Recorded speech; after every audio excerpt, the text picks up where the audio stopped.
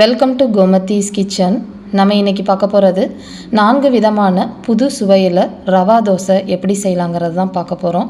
இது ஒன்றும் பார்த்திங்கன்னா ஒரு டிஃப்ரெண்ட் டேஸ்ட்டில் இருக்கும். இப்போ எப்படி செய்யலாங்கிறத பார்க்கலாம்.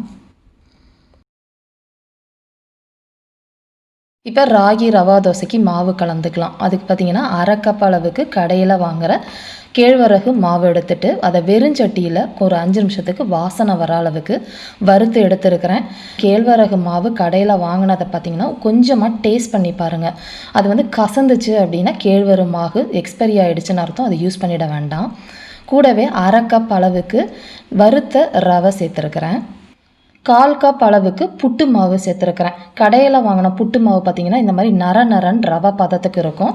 அந்த இது சேர்த்திங்கன்னா இந்த ரவா தோசை ரொம்ப கிறிஸ்பியாக இருக்கும். நமக்கு 1 டீஸ்பூன் அளவுக்கு டேபிள் சால்ட்டு, 1/8 டீஸ்பூன் அளவுக்கு பெருங்காய பொடி, 1/4 டீஸ்பூன் அளவுக்கு சீரகம், கூடவே ஒரு 1/2 டீஸ்பூன் அளவுக்கு பொடியாக நறுக்கின இஞ்சி, 2 பச்சை மிளகாவை பொடியாக நறுக்கி போட்டிருக்கிறேன். ஒரு 10 சின்ன வெங்காயத்தை பொடியாக நறுக்கிட்டு இந்த மாதிரி உதுத்து விட்டு போட்டுக்கோங்க. அப்போ தோசை வத்துறப்ப நமக்கு ஒரு மாதிரி மேடு இல்லாமல் நல்லாயிருக்கும். கூடவே பொடியாக நறுக்கின கருவேப்பிலை, கொத்தமல்லி இலைகளை சேர்த்துக்கலாம். இதில் பார்த்திங்கன்னா 1/4 கப் அளவுக்கு தண்ணியாக இருக்கிற மோர் சேர்த்துருக்கிறேன். திக்காக இருக்கிற தயிர் அப்படின்னா 2 டேபிள் ஸ்பூன் போட்டால் சரியாக இருக்கும். புளிக்காததாக சேர்த்துக்கோங்க. இப்போ இதில் தண்ணி ஊற்றிக்கலாம். இப்போ எடுத்துருக்கிற மாவுக்குன்னு பார்த்திங்கன்னா 2.5 கப் அளவுக்கு தண்ணி ஊற்றி ஃபஸ்ட்டு கலந்ததுக்கு அப்புறமா ஒரு 10 நிமிஷம் இதை ஊற வச்சுடுங்க. ஊற வச்சதுக்கப்புறம் பார்த்திங்கன்னா ரவையெல்லாம் ஊறி மாவு நமக்கு இந்த மாதிரி திக்காக இருக்கும். இந்த அளவுக்கு திக்காக இருந்தால் ரவா தோசை ரொம்ப மொறுமொறுப்பாக வராது. அதனால் திரும்ப ஒரு கப் அளவுக்கு தண்ணி ஊற்றிக்கிறேன் நான். இப்போ மாவோட கன்சிஸ்டன்சி இந்த அளவுக்கு இருக்கிறத நம்ம தோசை கல்லில் ஊற்றிக்கலாம். தோசை கல் நார்மலாக எல்லா ரவா தோசையும் ஊற்றுற மாதிரியே ஊற்றிட்டு ராகி ரவா தோசையை மட்டும் பார்த்திங்க அப்படின்னா நம்ம திருப்பி வச்சு வேக விடணும். அதனால் ரொம்ப தண்ணியாக மாவை கலந்துட வேண்டாம். தேவையான அளவு எண்ணெய் ஊற்றிக்கோங்க. எண்ணெய், நெய் எது வேணால் சேர்த்துக்கலாம். இது நல்லா ஒரு சைடு நல்லா கிறிஸ்பியாக வந்ததுக்கு அப்புறமா நம்ம அடுத்த சைடு திருப்பி போட்டுக்கலாம். இந்த மாதிரி ரவா தோசைகளை பொறுத்த வரைக்கும் பார்த்திங்கன்னா கொஞ்சம் அதிகமான தீயிலே வேக வச்சோம் அப்படின்னா தான் நல்லா கிறிஸ்பியாக இருக்கும். இப்போ 2 சைடும் இந்த மாதிரி வெந்ததுக்கு அப்புறமா தான் நம்ம ராகி ரவா தோசை சாப்பிடணும். அப்படி இல்லைன்னா வயிறு கோளாறு வந்துடும். இப்போ நமக்கு கிறிஸ்பியான ராகி ரவா தோசை ரெடி ஆகிடுச்சு. இப்போ தக்காளி தோசைக்கு தக்காளி அரைச்சிக்கலாம். அதுக்கு 2 மீடியம் சைஸ் நல்ல பழுத்த தக்காளியாக எடுத்திருக்கேன். அதாவது கட் பண்ணிங்கன்னா 1 கப் அளவுக்கு வரும். ஒரே ஒரு காஷ்மீரி சில்லி கலருக்காக காரத்துக்கு 2 வரமிளகா, ஒரு 1/2 டீஸ்பூன் அளவுக்கு சீரகம் சேர்த்துருக்கிறேன். இது எல்லாத்தையுமே நம்ம தண்ணி ஊற்றாமல் நல்லா நைஸாக அரைச்சி எடுத்துகிட்டு வந்துடலாம். உங்களுக்கு இஞ்சியோட ஃப்ளேவர் ரொம்ப பிடிக்கும் அப்படின்னா ஒரு சின்ன பீஸ் இஞ்சியும் போட்டு இதிலேயே அரைச்சிக்கோங்க. இப்போ இதில் மாவு பார்த்திங்கன்னா 1/2 கப் அளவுக்கு கடையில் வறுத்த ரவையே கிடைக்கும் இல்லையா, அது மாதிரி நைஸாக இருக்கிற ரவையை சேர்த்துக்கோங்க. 1/3 கப் அளவுள்ள அரிசி மாவு, 2 டேபிள் ஸ்பூன் கோதுமை மாவு சேர்த்துக்கோங்க. கோதுமை மாவு அதிகமாக போயிடுச்சு அப்படின்னா பிசுப்பாயிடும். அதனால் பார்த்து சேர்த்துக்கணும். 1 டீஸ்பூன் அளவுக்கு பொடி உப்பு சேர்த்துட்டு இதை நீங்கள் தண்ணி ஊற்றாமல் முதல்ல கரைச்சிக்கோங்க. அதுக்கப்புறமா கொஞ்சமாக நம்ம மாவு கரைச்சிக்கலாம். இப்போ 1/2 கப் அளவுக்கு தண்ணி ஊற்றிருக்கிறேன். ஊற்றி நல்லா கரைஞ்சதுக்கு அப்புறமா இன்னும் கொஞ்சம் கூட தண்ணி ஊற்றிக்கலாம். ஸோ மொத்தமாக பார்த்திங்கன்னா 1 கப் அளவுக்கு தண்ணி ஊற்றி இந்த மாதிரி கரைச்சி ரெடி பண்ணியாச்சு. இதில் கொஞ்சம் கருவேப்பிலையும் சேர்த்துக்கலாம். நல்லா கலந்துட்டு இந்த தோசை மாவு பார்த்திங்கன்னா ஒரு 15 நிமிஷம் நல்லா ஊறணும்.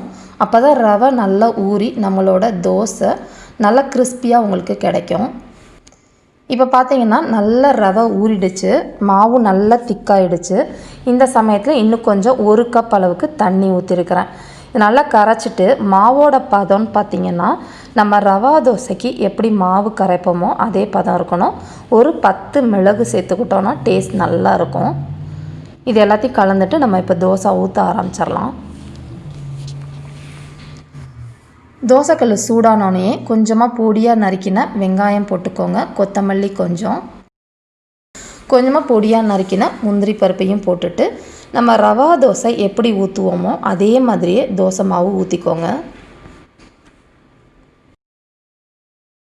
இதில் நீங்கள் விருப்பத்துக்கு ஏற்ற மாதிரி எண்ணெயோ நெய் அப்படி இல்லைன்னா வெண்ணெய் எவ்வளோ வேணுமோ அதுக்கேற்ற மாதிரி ஊற்றிக்கோங்க. இது பார்த்திங்கன்னா மாவு இந்த தோசை நம்ம திருப்பி போட்டு வேக வைக்கக்கூடாது. மீடியம் தீயிலேயே ஒரு 2லேருந்து 3 நிமிஷம் வெந்துச்சுன்னா நல்லா வந்து மொறுமொறுன்னு மாவு வெந்து இந்த மாதிரி ஆகிடும். இதுக்கு வந்து ரொம்ப சீக்கிரமாக வந்து தோசை வெந்துடும், ரொம்ப நேரம்லாம் எடுக்காது. இதை வந்து இந்த மாதிரி கிறிஸ்பி ஆனதுக்கப்புறம் எடுத்துடலாம். அவ்வளோதான், பார்த்தீங்கன்னா தெரியும் நல்ல கலர்ஃபுல்லாக இருக்குது தோசை. பார்க்குறப்பே டேஸ்ட்டும் ரொம்ப சூப்பராக இருக்கும். இதை நம்ம சர்வ் பண்ணிடலாம். நீங்கள் எல்லா வகையான சட்னியோடையும் வச்சு சாப்பிட்றப்ப, சாம்பாரோடலாம் வச்சு சாப்பிட்றப்ப டேஸ்ட்டு சூப்பராக இருக்கும். ரவா தோசை செய்கிறதுக்கு இப்போ ஒரு பெரிய பாத்திரத்தில் 1 கப் அளவுக்கு நல்ல நைஸான ரவையாக எடுத்துக்கோங்க.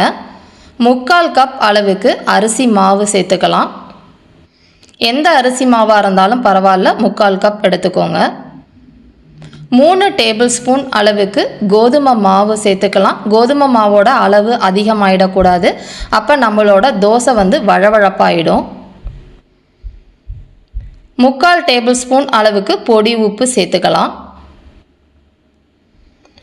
1/2 டீஸ்பூன் அளவுக்கு சீரகம் சேர்த்துக்கோங்க. 1/2 டீஸ்பூன் அளவுக்கு மிளகு, 1 டீஸ்பூன் அளவுக்கு நல்லா துருவின இஞ்சியாக சேர்த்துக்கலாம். பொடியாக நறுக்கினதை விட துருவின இஞ்சி ரொம்ப நல்லா இருக்கும்.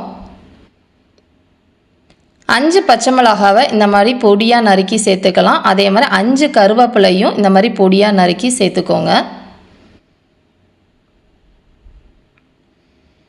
2 டேபிள் ஸ்பூன் அளவுக்கு நல்ல ஒரு புளிக்காத தயிராக சேர்த்துக்கலாம். தேவைப்பட்ட ஒரு 1/4 டீஸ்பூன் அளவுக்கு பெருங்காயத்தூள் கூட சேர்த்துக்கோங்க. நான் இன்றைக்கி இதுக்கு சேர்க்கலை. முதல்ல எல்லா சாமான்களும் இந்த மாதிரி ஒன்று சேர்கிற அளவுக்கு நல்லா வந்து பிசைஞ்சுக்கலாம். இதுக்கப்புறமா நம்ம கொஞ்சம் கொஞ்சமாக தண்ணி ஊற்றி, அதாவது நான் இப்போ வந்து ஒரு 4.5 கப் அளவுக்கு முதல்ல தண்ணி ஊற்றி கலந்து நான் தோசை மாவு ரெடி பண்ணிக்கிறேன். இப்போ பார்த்தீங்கன்னா 4.5 கப் அளவுக்கு இந்த அளவுக்கு நமக்கு திக்காக இருக்குது தண்ணியாகவும்.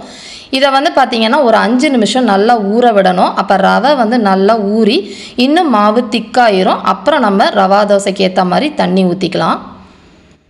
இப்போ பார்த்திங்கன்னா ஒரு 5 நிமிஷம் நமக்கு மாவு நல்லா ஊறிடுச்சு. மாவோட கன்சிஸ்டன்சி பார்த்திங்கன்னா நல்லா திக்காக இருக்கிறது தெரியும். இப்போ இன்னும் ஒரு 2 கப் அளவுக்கு தண்ணி ஊற்றிக்கலாம். ரவா தோசையை பொறுத்த வரைக்கும் மாவு வந்து தண்ணியாக இருக்கணும். அப்போ தான் நமக்கு பார்த்திங்கன்னா தோசை நல்லா வந்து ரோஸ்ட் மாதிரி இருக்கும். அப்படி இல்லைன்னா வழவழன்னு ஆகிடும்.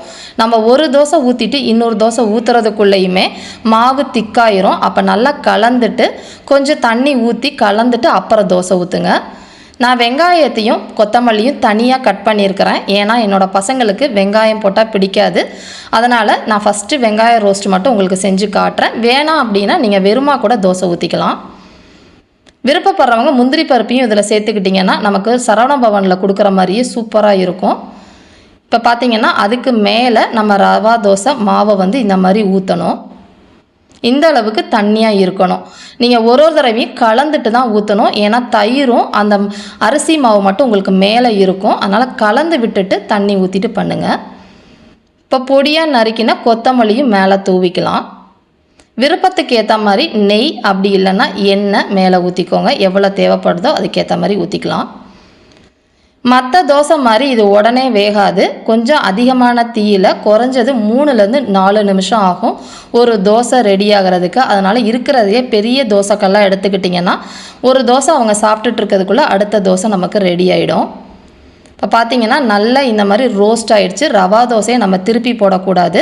4 நிமிஷம் ஆச்சு எனக்கு ஒரு தோசை ரெடி ஆகிறதுக்கு. ரொம்ப டேஸ்டான ஹோட்டல் டேஸ்ட்லேயே நல்ல மொறு மொறுன்னு கிறிஸ்பியான வெங்காய ரவா தோசை நமக்கு ரெடி ஆகிடுச்சு. இப்போ மாவு செய்கிறதுக்கு ஒரு பாத்திரத்தில் 1/2 கப் அளவுக்கு கோதுமை மாவு எடுத்துக்கோங்க. 1/2 கப் அளவுக்கு அரிசி மாவு.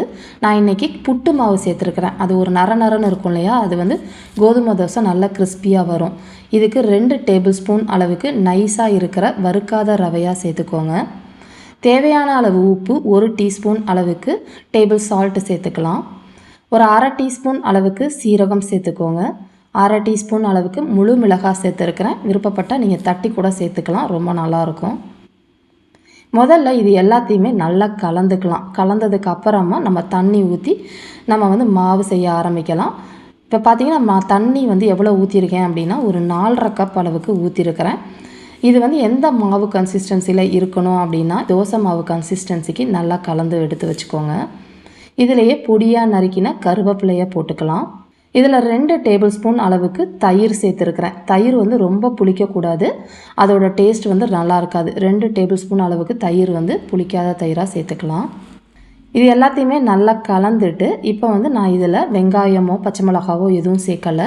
வெறும் ஒரு 1/2 டீஸ்பூன் அளவுக்கு நான் இஞ்சி மட்டும் சேர்த்துருக்கிறேன். அதாவது பொடியாக நறுக்கின இஞ்சி. உங்களுக்கு விருப்பப்பட்டால் பச்சை மிளகாய் அதே மாதிரி வெங்காயம் சேர்த்து பண்ணால் டேஸ்ட் ரொம்பவே நல்லாயிருக்கும். பார்த்திங்கன்னா மாவு இப்போ இந்த கன்சிஸ்டன்சியில் இருக்குது. ஒரு 10 நிமிஷம் ஊறினதுக்கப்புறம் மாவு திக்காயிடுச்சு அப்படின்னா நம்ம தேவையான அளவு கொஞ்சம் தண்ணி கூட ஊற்றிக்கலாம். 15 நிமிஷம் கழித்து நான் தோசை ஊற்ற ஆரம்பிக்கிறேன். மாவோட கன்சிஸ்டன்சி இப்படி இருக்கணும். இப்படி இல்லை அப்படின்னா உங்களுக்கு கிறிஸ்பியாக இருக்காது. அதனால் தேவைப்பட்டால் தண்ணி சேர்த்துக்கலாம். இந்த தோசை வந்து கல் நல்லா சூடாயிடணும். சூடானதுக்கு அப்புறமா தான் நம்ம ஊற்றணும். அதே மாதிரி ஒரு மிதமான தீயில் மட்டும்தான் வேக வைக்கணும். நம்ம தேவையான அளவு எண்ணெய், நெய், வெண்ணெய் எது வேணால் சேர்த்துக்கலாம். இந்த தோசையை பொறுத்த வரைக்கும் நம்ம மூடி வச்சும் வேக விடக்கூடாது, அதே மாதிரி திருப்பி போட்டும் வேக விடக்கூடாது. ஒரு மிதமான தீயில் வெந்தால் தான் நமக்கு நல்ல ஒரு கிறிஸ்பி டெக்ஸ்சரும் கிடைக்கும். மேலேயும் மாவு நல்லா வெந்திருக்கும். இப்போ பார்த்திங்கன்னா நல்ல ஒரு கோல்டன் கலரில் கிறிஸ்பியாக வந்துருச்சு. இதை அப்படியே நம்ம வந்து மடக்கி சர்வ் பண்ணிட வேண்டியது தான். இப்போ அடுத்த தோசை அதை விட முறுமுறுன்னு வந்திருக்குது. உங்களுக்கு பார்த்தாலே தெரியும். இதே மாதிரி அளவுகளோடு நீங்கள் கோதுமை தோசையை நீங்களும் செஞ்சு பாருங்கள். இதே மாதிரியே எல்லா விதமான ரவா தோசையும் செஞ்சு பார்த்துட்டு எப்படி இருக்குங்கிறத கமெண்ட் பண்ணுங்கள். வீடியோ பிடிச்சிருந்தாலும் கமெண்ட் பண்ணுங்கள், லைக் பண்ணுங்கள், ஷேர் பண்ணுங்கள். மறக்காமல் சேனலை சப்ஸ்கிரைப் பண்ணி வச்சுக்கோங்க. தேங்க்ஸ் ஃபார் வாட்சிங்.